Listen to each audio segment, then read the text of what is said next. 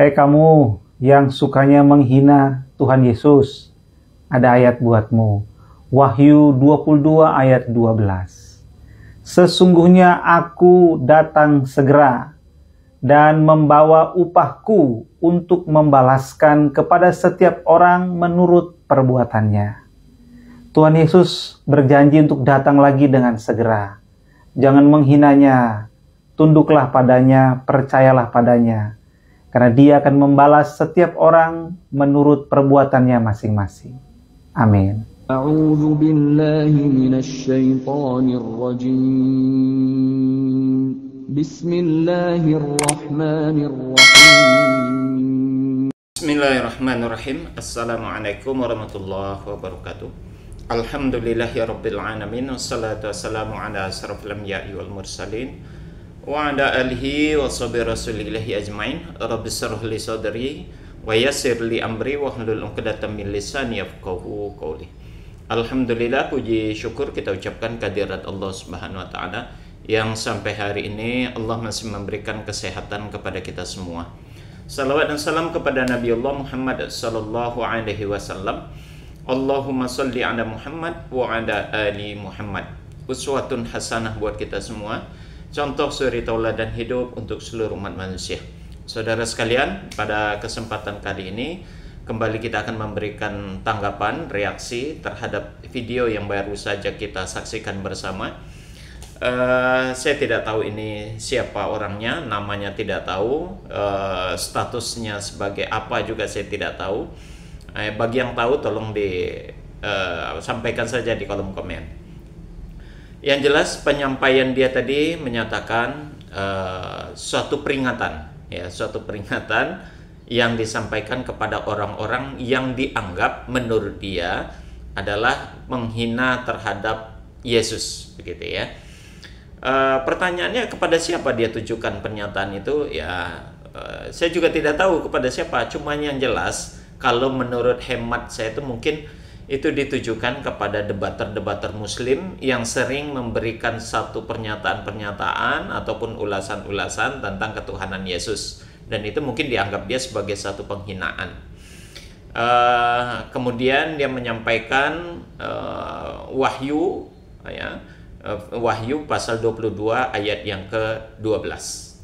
Nah, berkaitan dengan video itu memang ada dua hal yang perlu kita soroti. Pertama, penghinaan terhadap Tuhan Yesus menurut dia. Yang kedua, Wahyu pasal 22 ayat yang ke-12.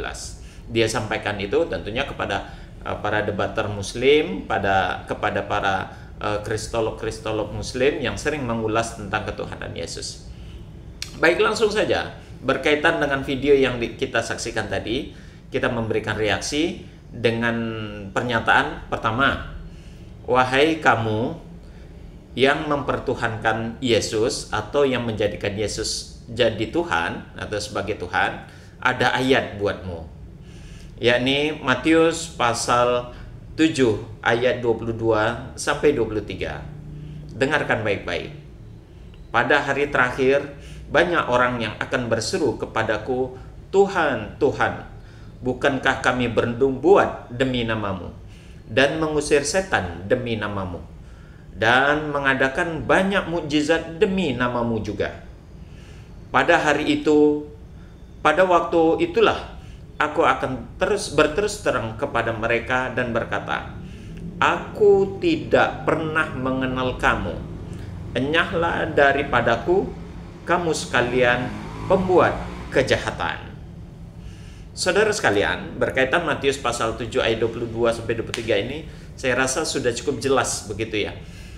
Kalau dia berpendapat para debater, para kristolog-kristolog Muslim itu sering dinilai menghina Yesus, justru kalau menurut saya terbalik. Kalau kita mengacu kepada Matius pasal 7 ayat 22-23 ini, di situ Yesus tidak mengakui dan tidak menerima kalau dirinya dipertuhankan. Itu yang pertama dulu. Ya. Kenapa demikian?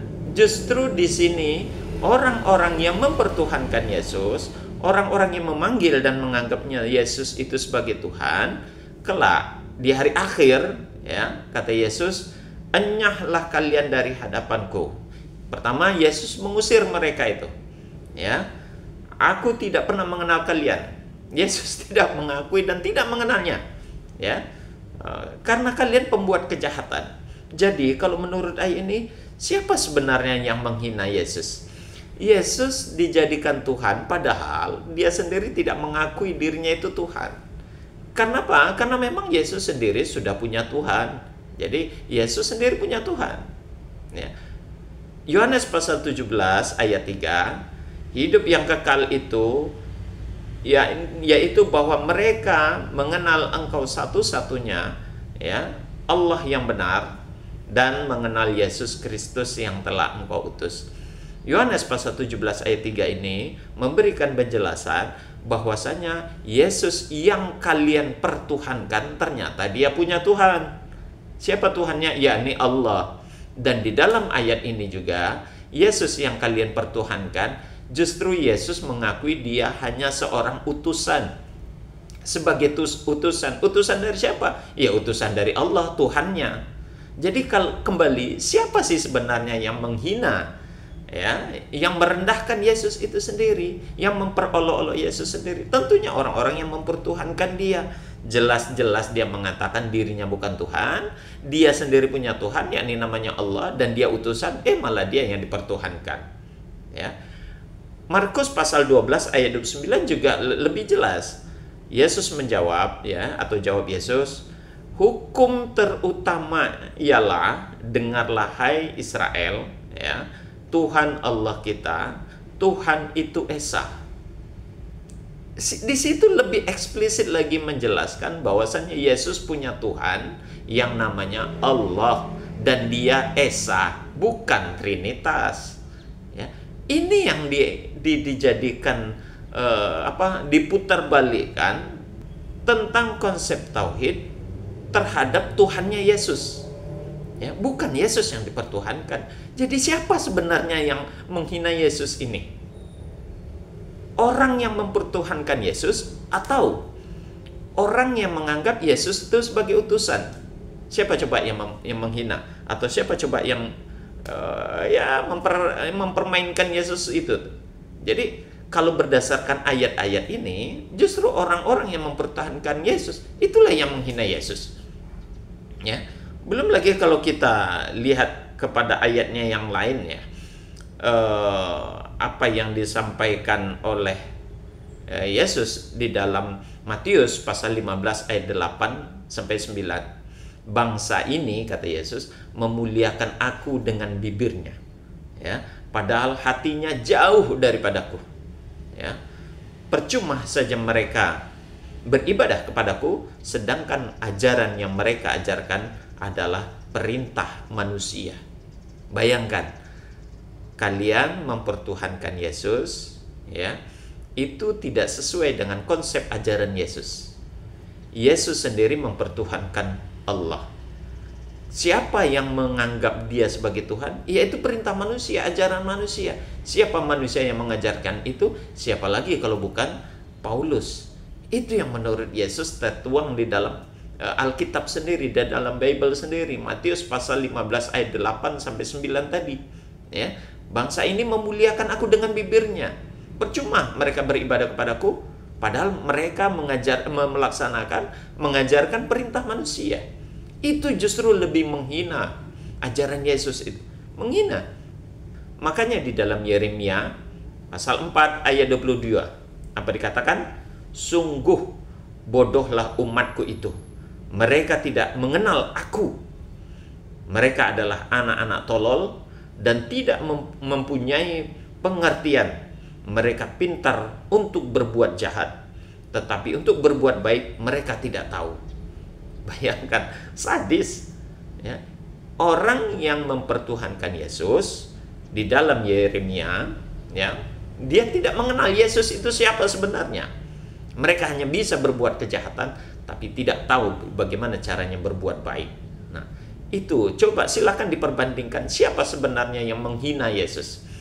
Orang yang mempertuhankan Yesus atau orang yang memposisikan Yesus hanya sebagai utusan. Ya. Nah, itu yang pertama. Yang kedua, berkaitan tentang Wahyu pasal 22 ayat yang ke-12, coba dipikirkan baik-baik tentang ayat itu. Ini kalau menurut saya, ayat ini justru menampar, ditujukan kepada orang-orang Kristen sendiri. Ya, kenapa demikian? Inti ayat itu ada di akhir kalimatnya. Ya, di situ dikatakan, ya, Yesus itu akan membalas perbuatan orang sesuai apa yang dia lakukan, sesuai apa yang dia perbuat. Nah, keyakinan yang ada, yang tumbuh di dalam kekristenan, mereka sudah ditebus dosanya. Ya, kesalahan-kesalahan mereka, dosa-dosa mereka sudah ada yang menebus. Siapa yang menebus? Ya, ini Yesus yang mati di kayu salib. Padahal Wahyu 22 ayat 12 ini menjelaskan setiap orang akan dibalas sesuai dengan perbuatannya masing-masing, bukan ditanggung oleh Yesus. Tidak ada penebusan dosa, tidak ada yang menanggung beban dosa setiap orang yang dilimpahkan kepada Yesus yang mati di kayu salib. Itu tidak ada pernah terjadi. Justru Wahyu pasal 22 ayat 12 ini menampar muka sendiri. Itu ditujukan kepada orang-orang yang mempertuhankan Yesus, yang meyakini bahwasanya dosanya sudah ditanggung oleh Yesus. Padahal Wahyu pasal 22 ayat 12 mengatakan setiap orang menanggung beban dan dosa atau perbuatannya masing-masing, dan itu akan dibalas sesuai dengan apa yang dia lakukan. Demikian saudara, semoga ini bermanfaat dan menjadi pencerahan. Kita akhiri dengan kafaratul majelis. Subhanakallahumma wa bihamdik, asyhadu an la ilaha illa anta, astaghfiruka wa atubu ilaik. Assalamualaikum warahmatullahi wabarakatuh. سبيل الدموع سبيل مريح، تنهدى يا صاحي كي تستريح وبث